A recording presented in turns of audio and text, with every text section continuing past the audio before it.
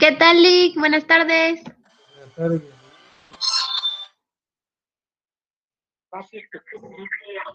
LTE con tu mismo número y además recibe 7 gigas más Messenger y Facebook ilimitado por 7 días.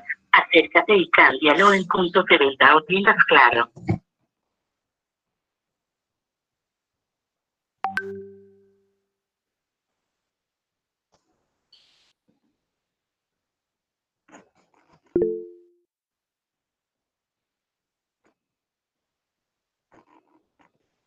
Buenas tardes, compañeros, bienvenidos todos. Vamos a dar admisión a los compañeros y vamos a iniciar nuestra clase.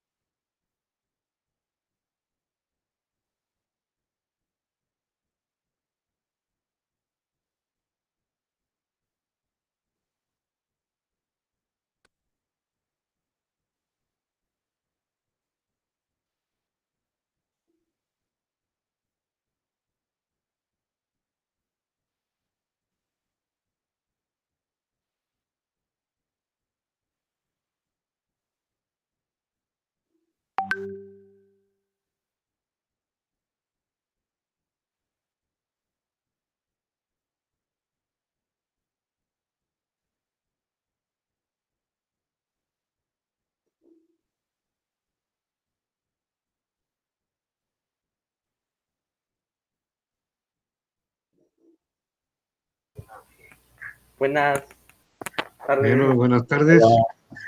Vamos a iniciar en breve nuestra clase.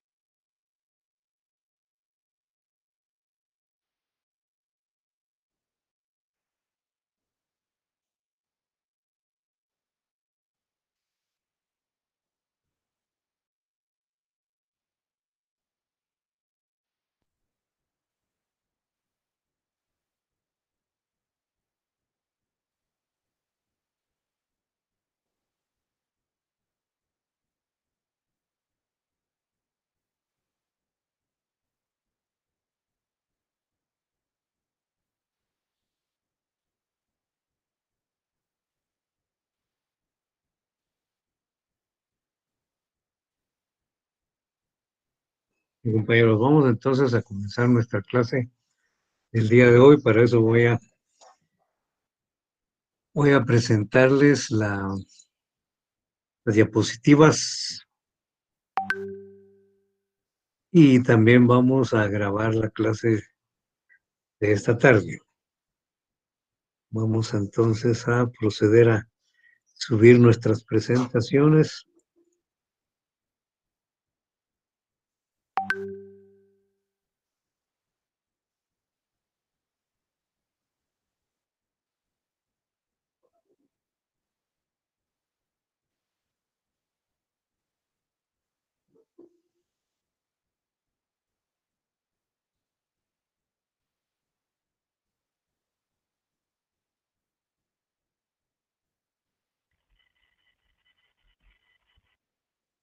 Bueno.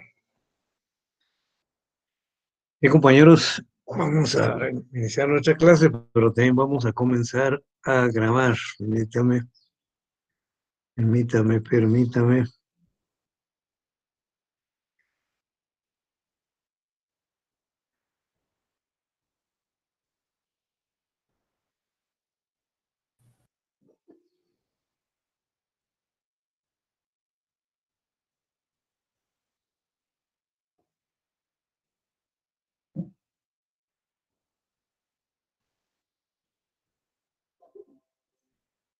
En la sesión de hoy en la tarde nos corresponde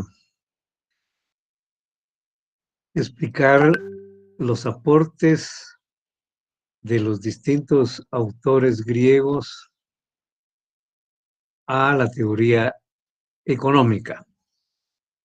Ya en la clase anterior señalábamos que hay criterios muy parecidos en los autores griegos y que están presentes en los aportes de cada uno, tales como ver las actividades económicas desde un punto de vista moral. También argumentar sobre el carácter natural de la esclavitud. Básicamente esto también insistieron en la necesidad de la división del trabajo en la sociedad griega. Veamos entonces lo que dijo Jenofonte. Este autor griego, es el primero que vamos a ver acá, escribió una obra que ella denominó el económico. Esto se traduce en ley de la casa u organización de la casa. También economía doméstica. Pues fíjense que lo que contiene este documento es una serie de recomendaciones de cómo se debe administrar la hacienda. Una serie, incluso indicaciones cómo deben hacerse cada una de las actividades económicas dentro de la hacienda, la disciplina que se debe aplicar a los trabajadores dentro de la hacienda. Ahora, también acá Jenofonte hace alusión que la agricultura es la actividad más importante y que para su organización se necesita de la esclavitud, el trabajo de los esclavos. Ahora, aquí, este señor es uno de los primeros que plantea esa división entre el trabajo físico y el trabajo intelectual, entre el trabajo manual o ejecutor y el trabajo dirigente. Y por ejemplo, dice que, miren, que por ejemplo, el trabajar en una artesanía no es una ocupación digna de los hombres libres, dice. A ella deben dedicarse únicamente los esclavos o los extranjeros.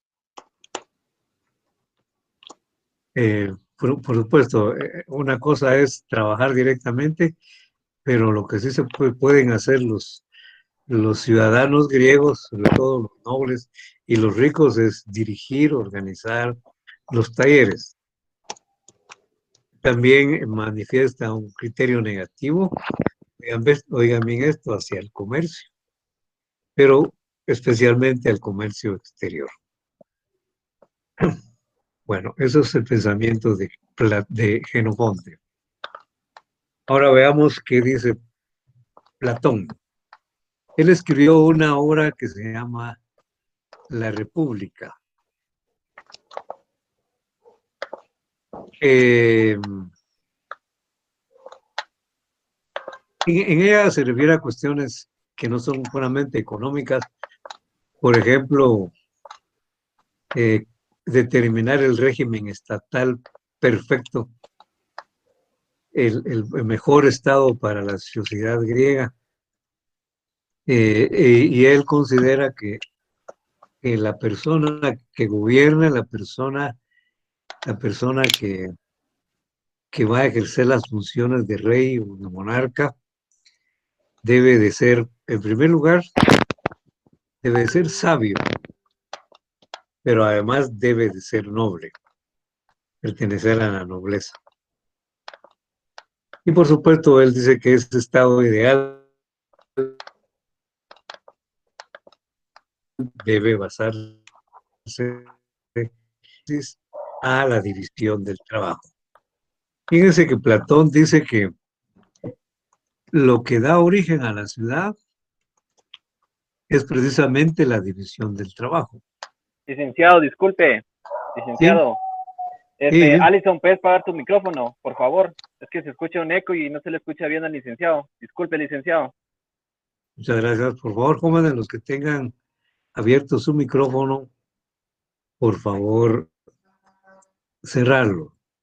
Muchas gracias. Licenciado, perdone, haciendo abuso de esta pequeña intromisión, hay varias personas que están en espera porque tuvimos una actividad en la clase anterior. Están pidiendo si les puede dar acceso, por favor.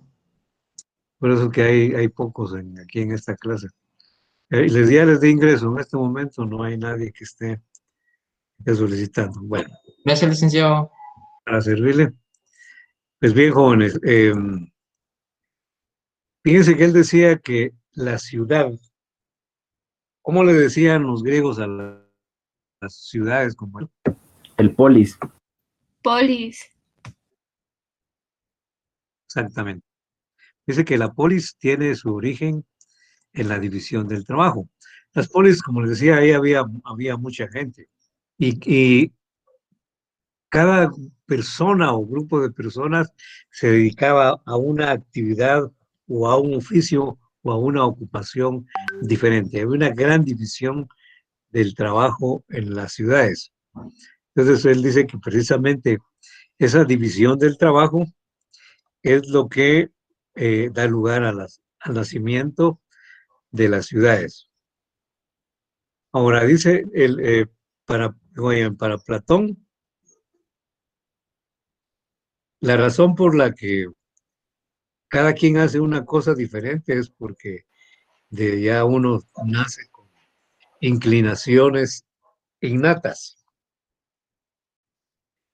Ya desde que nacemos los dioses nos han predestinado para hacer alguna cosa.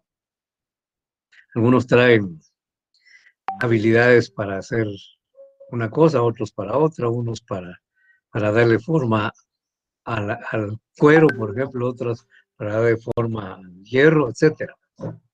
Y a eso deben dedicarse las personas, a sus destrezas, las destrezas que ellos tienen. Ahora dice que también, fíjense eso, que también los dioses ya nos tienen predestinado en qué segmento, en qué estamento de la sociedad vamos a estar. Así, quien nace hijo de rey o en la familia real, pues su destino es gobernar, incluso es ser rey. Y los que nacen, por ejemplo, hijos de esclavo, pues también los dioses, eso fue lo que nos designaron y vamos a ser esclavos. Y nuestros hijos también y nuestros nietos, ¿viste? Y así cada uno según el estamento en que uno nació. Él decía que había que había varios estamentos en la sociedad griega. Habían tres estamentos. Primero los dirigentes, que deben de ser filósofos, pero además de filósofos deben de ser, ¿qué cosa les dije yo? Los que van a dirigir, los que gobiernan. Nobles. Nobles, exactamente. Luego están los militares, luego vienen los artesanos, y ahí incluía a los agricultores y también pequeños comerciantes. Ahora, los esclavos no pertenecen a ningún estamento. Los esclavos no son ciudadanos griegos. Los ciudadanos no tienen ningún derecho. Los esclavos son considerados cosas o el mismo nivel que animales. Eso, como aquí nacieron las leyes precisamente, y las leyes le negaban todo derecho a los esclavos. Y por supuesto, sí, todos los que tenían pertenencias, pues tenían derechos sobre sus propiedades. Bueno, ahora vamos a hablar de otro autor que es Aristóteles. La obra de él se llama La Política. En él también manifiesta cuestiones económicas, también políticas. En cuanto a la cuestión económica, él dice que la economía se ocupa de la administración de la hacienda. Ya mencionamos varias veces esto. La economía es la administración de la hacienda. Ahora, él hace una larga exposición y argumentación de que la esclavitud es algo natural. Por naturaleza, unos hombres nacieron para ser dirigentes, gobernantes, para mandar, para dirigir, y otros nacieron para obedecer, para ser esclavos. Por supuesto, él pensaba que los griegos, de todos los griegos nobles, los griegos ricos, Buenas tardes, licenciado. Disculpe, una compañera está tratando de ingresar. ¿La puede admitir, por favor? Gracias. decía que los griegos nacieron los ciudadanos griegos nacieron para dirigir, para administrar o para gobernar, mientras que otros, como por ejemplo le decían los bárbaros, que migraban de comunidades menos desarrolladas que ellos hacia Grecia, se llamaban los bárbaros. Ellos nacieron para obedecer, ellos nacieron para ser esclavos. Aristóteles dividió las actividades en dos grandes ramas, la crematística y la economía. En la economía están aquellas actividades que tienen como fin producir bienes para satisfacer las necesidades, como por ejemplo producir y adquirir bienes. Pues, por ejemplo, la economía, la agricultura y el comercio al por menor permanecen a la economía. Tienen como fin último satisfacer necesidades. Mientras que las actividades como el crédito o como el comercio al por mayor, estas actividades tienen como fin obtener riqueza, acumular riqueza, y pertenecen a la crematística. Estas actividades, dice Aristóteles, son antinaturales, pero la más antinatural de todas, dice él, es el crédito, porque el dinero, dice, no se hizo para obtener más dinero de él a través del préstamo, sino que se hizo para servir de medio de cambio. Aristóteles en su filosofía es partidario del justo medio y en economía también. Entonces, él no está de acuerdo con que haya personas que acumulen grandes riquezas, porque entonces lo que va a generar es también sectores muy pobres. Y si hay sectores muy pobres, entonces hay descontento en la sociedad griega. Entonces, la riqueza debe de ser una riqueza media. Es el criterio de Aristóteles. Bueno, diríamos que con esto nosotros trasladamos las ideas más importantes de Aristóteles y de los otros autores griegos. Si ustedes quieren preguntar algo, con mucho gusto, joven. Ahora, Buenas el tardes, aporte, licenciado. el aporte de los romanos. ¿Sí, compañero? Podemos decir entonces que el primer concepto de economía lo dio Aristóteles. O sea, Sí, en sí el es la concepto. administración de la hacienda doméstica. Y en Y el también caso, decía la, y en el caso de también Platón, perdón, y en el caso de Platón, en el caso de Platón, eh, él fue el que dio el tema del trabajo, de donde deriva la economía, podría entenderse así. y él insistió mucho en la división de la, de la división del trabajo. Dice que cada quien debe dedicarse a hacer una actividad según sus inclinaciones, según sus destrezas, y que cada uno debe especializarse en una sola tarea, porque de esa manera la hace mejor. Quien hace muchas cosas, todas las hace mal. Entonces es mejor especializarse en realizar una sola tarea. Él y los demás autores griegos insistieron mucho en eso de la división del trabajo. De los romanos, fíjense ustedes que los romanos no dejaron un legado importante en materia económica, porque las ideas que ellos tenían respecto a la economía, pues eso era más o menos lo que decían los, lo que decían los griegos. Roma fue el imperio más grande de la antigüedad, conquistaron casi todo el mundo conocido, incluido Grecia o incluida Grecia. Pero en materia económica, pues fueron muy influenciados por los criterios de los autores griegos.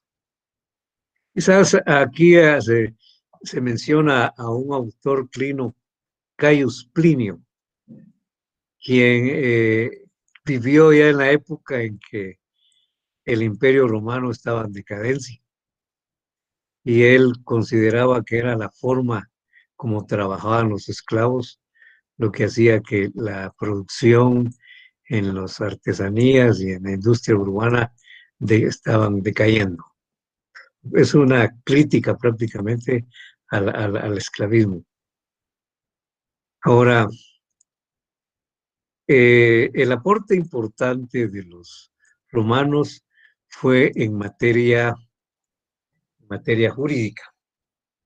Por un lado, normaron las relaciones económicas en todo el imperio, crearon doctrinas jurídicas sobre aspectos económicos. Miremos por ejemplo, el jus gentium, el derecho de gentes. Ese era un cuerpo dice, de todas las leyes y que todas las leyes eran iguales en todo el imperio romano, en todas las colonias. Era igual la ley en todas las colonias. Esa igualdad facilitó, por supuesto, el intercambio y las actividades económicas en todo el imperio. No había leyes para cada lugar, sino se aplicaba en todo el imperio la ley romana. Así como también se aplicó, se habló en todo el imperio, se declaró como el latín, como lengua oficial de todo el imperio también, de todo el imperio también. Y además hubo un impuesto territorial que se aplicó a todo el territorio romano. Había cosas pues que eran iguales para todo el imperio, entre ellos el llamado derecho de gentes. También formularon doctrinas jurídicas que coadyuvaron a la regulación de las actividades económicas. Por ejemplo, esto, miren, promovieron los derechos de propiedad privada, formalizaron y garantizaron la libertad de contrato. Y todas estas doctrinas jurídicas han servido mucho para la formulación del derecho en el capitalismo. ¿Ven ustedes? Ha tenido mucha influencia. Aquí tenemos un ejemplo de la ley de las 12 tablas. Pues esta ley tenía entre sus normas las siguientes. Por ejemplo, en la tabla 3 dice reglas relativas a la aprehensión y tratamiento del deudor. La tabla 4 regula las relaciones de familia. La tabla 5, disposiciones relativas a la sucesión y a la herencia. La tabla 6, reglas sobre la posesión y la propiedad de las cosas. También la 7, normas relativas a la propiedad y otras figuras jurídicas sobre las cosas agrarias. De manera que se reguló bastante acá. Le pusieron énfasis a la propiedad, como ustedes ven. Acuérdense que en este modo de producción, en esta edad nació el derecho y los romanos fueron los máximos exponentes de las cuestiones jurídicas. Ven aquí cómo le ponen énfasis a la propiedad. Es algo que la ley debe de regular, ¿verdad? Que era lo que ya predominó en el Imperio Romano, la propiedad privada sobre los medios de producción, pero también la propiedad sobre los esclavos. Eso es muy importante tomarlo en cuenta. Ahora, fíjense que con el fin del Imperio Romano llegó también a su fin la Edad Antigua, el modo de producción esclavista. Las tribus bárbaras invadieron el imperio, Roma ya no pudo controlar a todas sus colonias y prácticamente los bárbaros se posesionaron de la mayor parte de las tierras del imperio.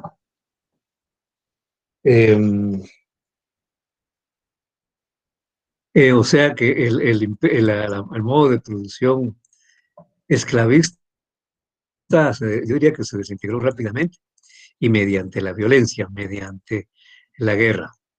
Por supuesto, los invasores instauraron un nuevo modo de producción, que es el modo de producción feudal.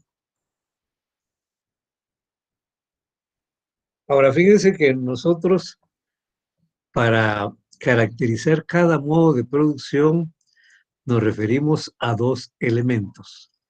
¿Qué elementos, compañeros? Fuerzas productivas y relaciones sociales de producción. Perfecto.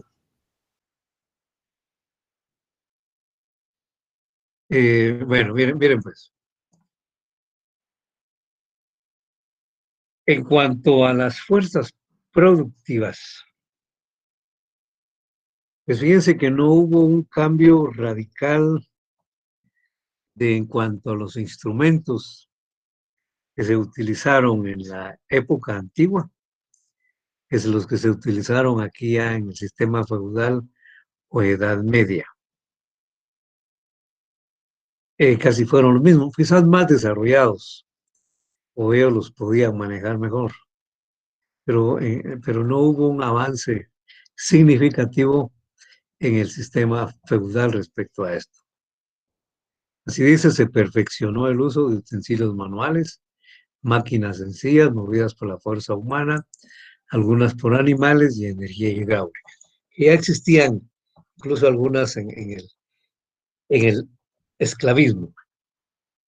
Pero hay algo que sí va a destacar acá, que es lo siguiente, miren, en este modo de producción, la habilidad manual de los artesanos alcanzó su máxima expresión, lo mismo que en la construcción. Bueno, fíjense que en primer lugar hubo un gran repunte de las artesanías, un gran desarrollo de las artesanías, se expandieron, se multiplicaron, se diversificaron y fue muy importante la producción artesanal en la Edad Media. Y todo, los artesanos, casi todo lo que producían, todo lo destinaban para el cambio, para la venta. Ahora, los artesanos se convirtieron adquirieron mucha habilidad manual. Dominaron su oficio y sus productos casi eran una obra de arte. Mucha habilidad manual adquirieron. Por ejemplo, eso dice aquí tanto en las artesanías como en la construcción se vio esto. Quizás eso lo podemos ver, por ejemplo, en los edificios de personas importantes o del gobierno, el Estado en la época feudal, que todavía existen en la actualidad algunos, son verdaderas obras de arte, tanto fuera como por dentro. ¿Verdad? Y están llenos de cosas, y todo lo que está ahí son verdaderas obras de arte, ¿viste? Hechas a mano. Eso indica la habilidad que lograron los artesanos en esta época. Ahora, fíjense que ya a finales del Imperio Romano, ya hubo cuestionamientos respecto de la esclavitud. Algo que fue muy importante fue el aparecimiento del cristianismo, la doctrina cristiana, que en gran medida muchas de las ideas y sus prácticas iban en contra de las leyes, de las costumbres de la época, y los criterios de la época fueron perseguidos. Sin embargo, el cristianismo se difundió grandemente, tanto así que un emperador romano de finales del imperio se convirtió al cristianismo. Y este emperador le dio un gran impulso al cristianismo. Mandó construir iglesias, muchas iglesias. También, fíjense que esto es muy importante lo que le voy a decir, prohibió que los cristianos fueran sometidos a la esclavitud. Esto ya es un golpe más fuerte al sistema de la esclavitud. Bueno, pues ya en el sistema feudal, el cristianismo todavía cobró todavía más auge y la Iglesia católica se convirtió en una institución muy importante en el aspecto espiritual, en el aspecto religioso. Fue la Iglesia la que impulsó la cultura en general en esa época y por supuesto también las ideas de carácter económico, la educación. La Iglesia se convirtió en una institución importante, no solamente en el nivel religioso, en el nivel cultural, sino también en el nivel económico. Y por ejemplo, también lo que yo le estaba platicando de los legados artísticos de esta época están precisamente las iglesias, las catedrales que se construyeron en la Edad Media, pues también es un ejemplo de la habilidad que obtuvieron los artesanos en la Edad Media. Las imágenes, hasta las pinturas son muestra de la habilidad que se adquirió en esa época y cómo se desarrolló también el arte. Bueno, creo que mucho es de carácter religioso por esa influencia que tuvo la Iglesia en la Edad Media. Ahora, fíjense que quizás esto que voy a decirles a continuación pertenezca más a las relaciones sociales de producción. Les dije que las artesanías se desarrollaron enormemente, se multiplicaron. Entonces ya con el tiempo había muchas personas que se dedicaban a la carpintería, otros a la herrería, otros eran panificadores, otros eran satres, otros eran tejedores, otros eran herreros, otros fabricaban arcilla, en fin. Se multiplicaron las actividades y creció el número de artesanos. Entonces, estas actividades, los que se dedicaban a estas actividades formaron gremios. Los gremios, se formó el gremio de panaderos, el gremio de sastres, el gremio de zapateros. Bueno, cada profesión tuvo su gremio. Elegían su junta directiva, tenían sus estatutos que velaban por el crecimiento y protección del gremio y de todos sus agremiados. Ahí viene el nombre de agremiados, ¿viste? Bueno, pues fíjese que un taller artesanal, por ejemplo, era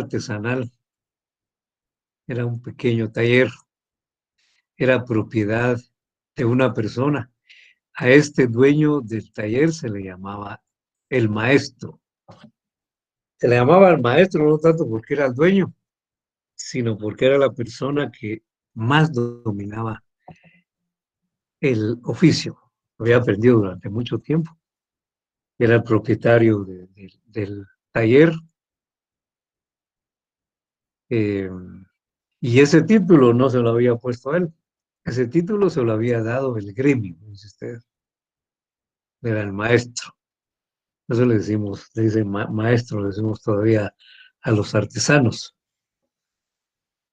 Pues bien, los niños que querían aprender el oficio, o papás que querían que sus hijos aprendieran el oficio, se los llevaban desde pequeños al maestro y ahí se los dejaba para que les enseñara el oficio, con todo y pantalones. Luego ya con el tiempo adquirían las habilidades y destrezas del oficio y crecían también.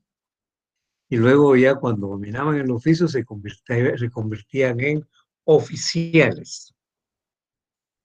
Ahora, fíjense que cuando un oficial ya no quería estar en este taller, ya había estado mucho tiempo, ya no aguantaba al maestro. Y tal vez otro maestro le había ofrecido ahí que le pagaba más. Pues fíjense que los estatutos del gremio no permitían que un oficial que había adquirido el conocimiento en este taller se fuera para otro. No se podía. La única forma de poder irse a otro taller es que este señor oficial se convirtiera en maestro. Por ejemplo, ya con el tiempo y el pago había logrado él comprar su terreno y construido ahí una casa que le servía como taller, pues entonces ya podía él convertirse en maestro o que le hubieran heredado un espacio, pues entonces ella pensaba en ser maestro y solicitaba a la directiva del gremio que le diera el título de maestro. Entonces la directiva nombraba a una terna, la terna se comunicaba con el oficial le pedía, le decía, le pedía que, le solicitaba que hiciera un mueble bien terminadito para tal día. Ese día tenía que estar terminado y luego ellos iban a ir a examinarlo.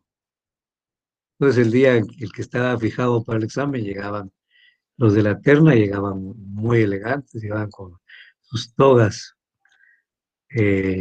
sus bonetes, sus estolas, en fin, llegaban con mucha solemnidad al examen, veían la obra, preguntaban sobre ella, el otro les explicaba. Estos señores llevaban unas fichas, que de un lado decía sí y del otro lado decía no. Si la mayoría de la terna ponía sí, entonces el oficial se convertía en maestro. Ven ustedes qué alegría convertirse en maestro. Entonces había pachanga y ponía muy alegre ya la fiesta cuando el oficial se convertía en maestro. Bueno, entonces solo de esa forma era posible salir del, del, de este taller e irse para otro. Ahora, vamos a ver vamos a ver ahora las relaciones sociales de producción. Antes de ver las relaciones sociales de producción, yo les decía que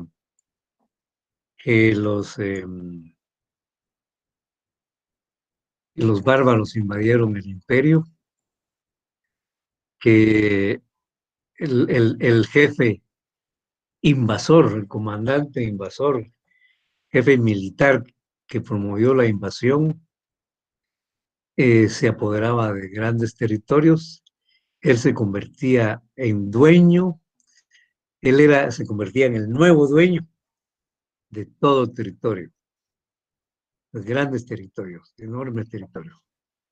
Luego ya siendo dueño, también se convertía en el rey, ese era su reino, el territorio conquistado, pero eran grandes territorios. Él se quedaba con una parte de la tierra y les cedía a otros que estaban inmediatamente debajo de él militarmente, que le ayudaron en la invasión y ahora pues tenían un título político, hasta nobiliario.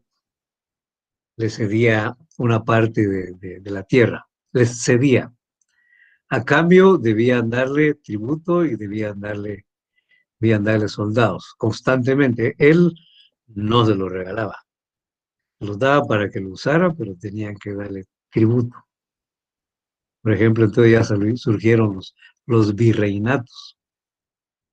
Y los virreinatos, por ejemplo, repartían a otro que estaba debajo de él las tierras, por ejemplo, a un duque. Y entonces, en las tierras de este otro señor, del duque, por ejemplo, él agarraba una extensión para él y su corte, ahí construía su castillo, ahí vivía la corte, ahí también tenía su propio ejército, tenía que tributarle al virrey, el virrey tenía que tributarle al rey. Bueno, entonces, este duque era vasallo del virrey y el virrey era vasallo del rey, pero el duque también era vasallo del rey. Entonces había una relación ahí de subordinación. El señor mayor, por supuesto, era el rey, ¿verdad usted? Y el dueño de toda la tierra. El día le decía que el duque les agarraba un pedazo para él, pero ahí toda la extensión de tierra que a él se le dio, había muchos colonos, mucha gente viviendo ahí. Entonces a cada colono les cedió un pedazo de tierra, una parcela de tierra, a cambio debía de darle una renta ya sea en trabajo, una unos días trabajaba en sus tierras y otras iba a trabajar en las del señor feudal en productos. Una parte de la cosecha, de su cosecha, de cada colono. Parte de la cosecha era para él y otra parte para el señor. Y ya de último también en dinero. Bueno, estas son esto que les acabo de decir son las nuevas relaciones sociales de producción, las relaciones sociales feudales. Estos colonos ya no son esclavos, se les llama siervos, los siervos en la época feudal. Bueno, entonces esto es básicamente lo que predominó en el sistema feudal. Cualquier pregunta, jóvenes, pueden ustedes preguntar. Ahora, ¿qué ideas en materia económica predominaron en la Edad Media, en el periodo feudal? Yo les acabo de mencionar que la iglesia se convirtió en una institución más importante. La iglesia promovió la cultura, el conocimiento, la educación, y entonces casi todas las cuestiones teóricas tenían criterio de carácter religioso en la época, y por supuesto también la economía. Pues bien, los principios del cristianismo, los ministros más sobresalientes, los más pilas de la iglesia se convirtieron en los padres de la iglesia, son los que formularon las primeras doctrinas de la iglesia. E inicialmente estos padres de la iglesia promovían una vida no apegada a los lujos, no apegada a la riqueza material, no a la riqueza de este mundo, sino a la del otro, o invitaban a una vida ascética, pues hacían votos de pobreza, una vida enclaustrada. Bueno, esto fue a principios del cristianismo, pero sí, pues esta era una de las primeras ideas de los padres de la iglesia. El movimiento de los padres de la iglesia se conoce como patrística. Uno de ellos fue San Agustín. San Agustín destaca, bueno, lo que les acabo de decir, pero también hay una posición de San Agustín opuesto a lo que pensaba durante el esclavismo. Él se declara en contra de despreciar el trabajo físico. Es más, en una doctrina de la iglesia dice que Dios mandó a los primeros hombres, incluso a Adán, a ganarse el pan con el sudor de la frente. Dios ha prescrito a trabajar a los seres humanos en los campos y en los huertos. Todo trabajo es beneficioso, todo trabajo es visto bien por Dios. Entonces, ya no existe ese desprecio hacia el trabajo físico que promulgaron los griegos, por ejemplo. Se consideraba como trabajo especial el laboreo de las tierras, la agricultura como la ocupación más digna. Pero también los padres de la iglesia de Agustín promueven el principio de la obediencia a las autoridades civiles, la obediencia a los miembros de la iglesia, a guardar los preceptos de la iglesia y las prácticas de la iglesia. Bueno, ahora, fíjense que más adelante también hubo un movimiento importante que ya formularon, por un lado, los dogmas, diríamos, las reglas más importantes y los postulados de la doctrina más importantes de la iglesia, los dogmas, así como también las leyes de la iglesia, fueron los llamados escolásticos. Y el representante más destacado de ellos fue Santo Tomás de Aquino, de movimiento que se llama la escolástica. Las leyes de la iglesia son llamadas cánones. Y por eso a estos que formularon las leyes de la iglesia se les llama los canonistas también, además de escolásticos, se les dice los canonistas, son los que hicieron las leyes de la iglesia. Y al derecho de la iglesia, al conjunto de leyes de la iglesia, se le llama el derecho canónico. Pero el derecho canónico, sobre todo en la Edad Media, pues tenía vigencia no solo en la iglesia, sino también en los juzgados. Eso es muy importante, pero también tuvo mucha importancia para la formulación posterior de lo que es el derecho penal y el derecho civil. Bueno, ahora fíjense que ya ha entrado el feudalismo, ya ha avanzado el feudalismo. Y algunos sectores no muy contentos con los impuestos, por las prácticas y los abusos de autoridad, en fin, toda una serie de cosas. Había alguna inconformidad ahí, ya sea con las autoridades civiles o las eclesiásticas. Entonces hubo algunas protestas, algunas manifestaciones en contra de las autoridades o en contra de las normas de la iglesia o de las creencias de la iglesia. Pues estos cuestionamientos a las normas de la iglesia, a las leyes y a las autoridades civiles se les llamaron herejías. Cada vez eran más frecuentes y se expandían más. Y por supuesto, en la medida que esto ponía en peligro el propio sistema feudal y comenzaron a ser perseguidos los que profesaban estas herejías, no solo tanto por los civiles, sino también por la propia iglesia.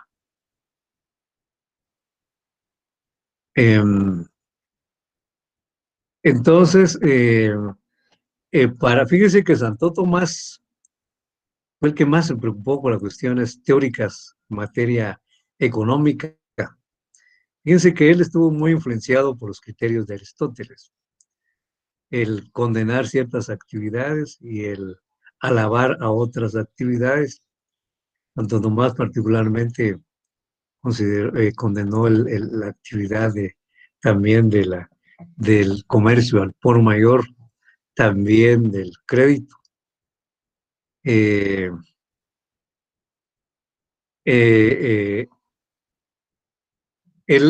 instituyó el concepto de el precio justo. Decía que las cosas deben venderse por un precio justo, un precio que debía de incluir el costo de fabricar el artículo más una ganancia que le permitiera a quien vendiera el producto pues una vida normal, una ganancia justa también, es decir, que no se aprovechara de las necesidades del otro para enriquecerse. Entonces las cosas debían de tener un precio justo. Para Santo Tomás y para los canonistas, la economía era como un conjunto de preceptos morales destinados a administrar de la mejor manera las actividades productivas y mercantiles en la sociedad feudal. Esto es básicamente las ideas más importantes en cuanto a la cuestión en la Edad Media, las cuestiones económicas en la Edad Media. ¿Tienen alguna pregunta, jóvenes? Por favor, pueden hacerla. Lick, disculpe, ¿me podría repetir el concepto de economía, por favor? es el conjunto de preceptos morales, el conjunto de preceptos morales destinados a administrar las actividades productivas y mercantiles en la Edad Media. Bueno, Muchas gracias, licenciado. a servirle, señorita. Miren, jóvenes, como el 3 de marzo tenemos nuestro primer examen parcial. El contenido del primer parcial es la primera unidad del libro. La primera unidad. Ahora, fíjense que nosotros, como la otra semana no vamos a tener clases, porque hay ¿cómo se llama? Hay exámenes. Sin embargo, nosotros sí vamos a tener, vamos a ver,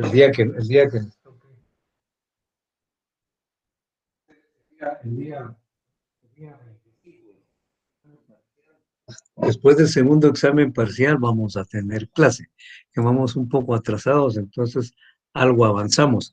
Ahora lo vamos a hacer a las 5, para que ustedes puedan resolver bien su examen, descansar un poco y luego después vamos a tener por lo menos 1 hora de clases. Eso va a ser el día 25, después de su examen parcial, ¿no? Primero no sé cuál les toca, primero les toca teoría, creo que comunicación les toca ese día. Y entonces vamos a tener clase, por favor, acuérdense, ese día 24 vamos a tener clases.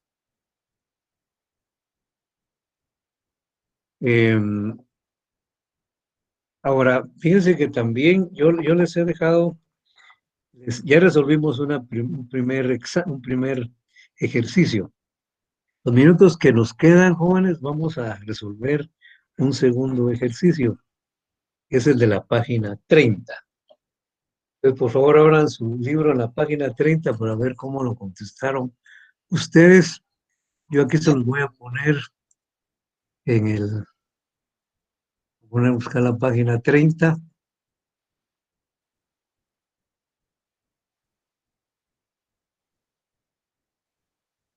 está.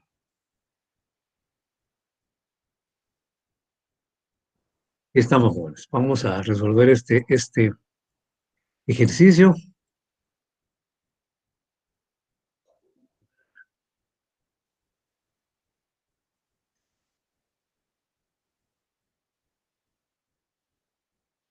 Vamos, compañeros. En la página 30, por favor. Les voy a leer el contenido. Dice. ¿Ya lo tienen listo ahí, compañeros? Si no, lo pueden ver aquí abajo. Sí, licenciado. Sí, licenciado. En una fábrica de estructuras metálicas soldan varios trabajadores que reciben un salario mensual. Utilizan equipo y materiales como soldadoras, barrenos, esmeriles, cortadoras, martillos, llaves, desarmadores, alicates, tenazas, etc. También en la fábrica varillas, tubos, perfiles, láminas o planchas de metal, chapas, bisagras, pinturas, anticorrosivos, etc. Bueno, en la columna de la izquierda de la tabla siguiente se enumeran recursos materiales y humanos de esta fábrica y que corresponden a una determinada categoría de los elementos de la producción. En la columna de la derecha hay 3 categorías como opciones de respuesta. Seleccione la correcta y subráyala. Dice, las máscaras protectoras para soldar. ¿Qué pusieron ustedes? Objetos de trabajo. Objetos de trabajo. Pues las máscaras protectoras para soldar son medios de trabajo. Los objetos de trabajo normalmente son cosas, materia que se transforma. Entonces, las máscaras protectoras son medios de trabajo.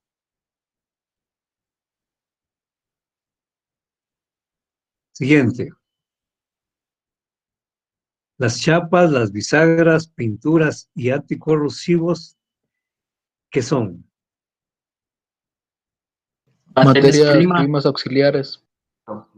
Exactamente, esas son materias primas auxiliares. La siguiente. Materias primas auxiliares. Ahora ven, los trabajadores soldadores y las máquinas soldadoras. Fuerzas de trabajo. Fuerzas productivas. Fuerzas productivas. Medios de producción. Fuerzas productivas.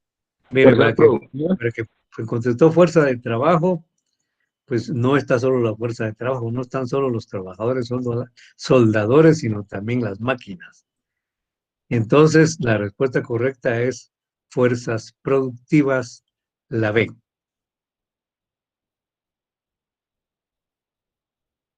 Sigamos con la otra. Las capacidades de los trabajadores para manejar el equipo, soldar y elaborar las estructuras con los materiales metálicos. Capacidad de los trabajadores. Fuerzas de trabajo. Fuerzas de trabajo. Aquí sí es fuerza de trabajo. Aquí sí es fuerza de trabajo. Ahora, la última, miren lo que dice. La sociedad histórica basada en el modo de producción capitalista. Es capitalista porque ahí dice que se pagan salarios, en la cual se halla la fábrica que se analiza. ¿Cómo se le llama esa sociedad histórica? ¿Qué pusieron ustedes? Formación económica social. Eso es. La formación económico-social. Miren, para el próximo día llenemos otros dos laboratorios. Llénenlos ustedes antes, si no, tiene gracia que yo se los resuelva, entonces se pierde el objetivo. El de la página 36 y el de la página 48. 36 y 48.